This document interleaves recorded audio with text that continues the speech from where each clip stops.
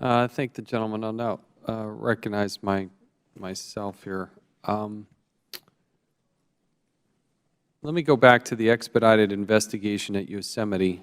It's our understanding of the 21 people the investigators interviewed, every single one of them, with one exception, described Yosemite as a hostile work environment as a result of the behavior and conduct of the park's superintendent. Why isn't there immediate relief? I'm sorry, Mr. Chairman, that was to me. Yes. We are actively engaged. The regional director who's in San Francisco. Wait. Let's explain. Let's explore the relationship between Yosemite and the region. Is there a problem with that chain of command there? The regional office that oversees Yosemite is in San Francisco. We have a regional director. We have a What about the deputy? Who's that person? We have 3 deputy regional directors. Yes. And one is in Seattle, and 2 are in San Francisco, along with the regional director. Come on, you know what I'm getting at. One of the deputies is the wife of the superintendent at Yosemite. So, and we have, and if I may, Mr. Chairman, we have consciously stovepiped that by having a third party in the Midwest region, our EEO manager, help run the investigative process. okay, so, but here's the problem. You have these things just spring up overnight, right? This has been a long-standing pattern. You have somebody who's essentially protected and empowered by his wife. I mean, people are afraid of actually coming forward and filing a complaint. I mean, one of the complaints is that the complaints get back to the superintendent. And so when your chain of command and your ability to tell supervisors is impeded by the fact that they're husband and wife, how do you let that happen? It's even more important why this investigation is important to me to understand if How these long has it been going on? Are true. I am not sure, Mr. Chairman. What do you mean you're not sure? You're the head of the workforce, and then you got a promotion. So, I don't know in terms of what the time scale has been, but that's what I'm asking the investigative teams to look into. who did the investigative? You mean the Inspector General? The Inspector General now is involved. We were going to be doing our own. Ms. Martin, can you shine some light on this ongoing problem? The expedited inquiry took place about the first part of August, so I can appreciate the fact that the investigation is now turned over to the IG, but with substantial credible evidence of a hostile work environment. There was a number of us that did fear that the superintendent did release or did have a list of names when the regional director came out with the expedited inquiry looking for individuals that would be willing to make statements, either in person or written, about their perception of a hostile work environment at Yosemite. So there was a number of us that feared that the superintendent probably got our names. We don't know how. Maybe it was through the regional office. We don't know. But there are people that felt that they were not going to come forward and provide a statement based upon this expedited inquiry because the superintendent had a list of names ahead of time. Were there any repercussions for that? I mean, are you aware of anybody who had any sort of retaliation against them because they had stepped forward and made a statement about the reality of what was going on? Not at this point.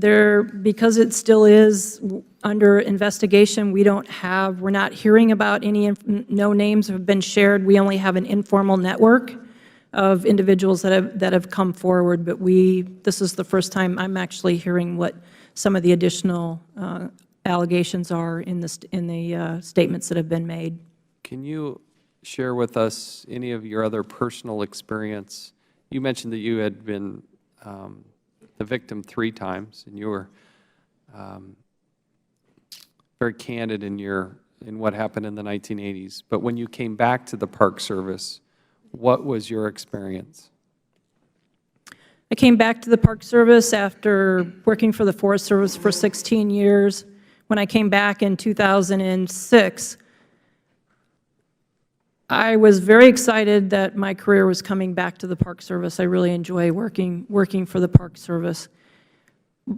But we're experienced the culture that's very very closed in terms of being able to talk about these difficult issues. And when I came back to the Park Service, my fear is that the first individual that was the perpetrator for my first sexual harassment was still working for the Park Service, and indeed he was. And it was up until just recently that this is why I made the decision to come forward, is that I really felt that it was important to shine light on the fact that this was the tipping point for me, and so for so many other women that needed to have this heard. And this was a person who was arrested in 2000, in the year 2000, a high-ranking national park official accused of peeping at naked women at a YMCA. Then there's another incident report in 2001. They were having voyeurism issues. Police officer was sent. This person was found to be behind a home or a building in a highly suspicious behavior in that situation. And again, nothing happens. It seems to be a little bit of a pattern. These are just the ones that they caught. So what were, if you don't mind my asking, I hope you don't, what were the other two incidents that happened to you? And then also maybe if you can contrast the difference between Forest Service and Park Service.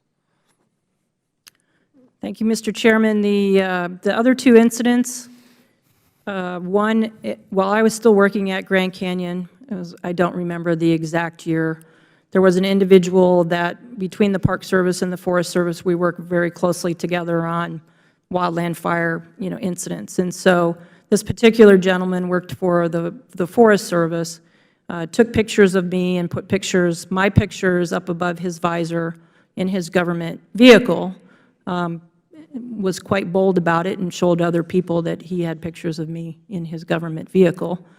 One day alone at my office on the South Rim of Grand Canyon, he was bold enough to enter my office and tried to kiss me.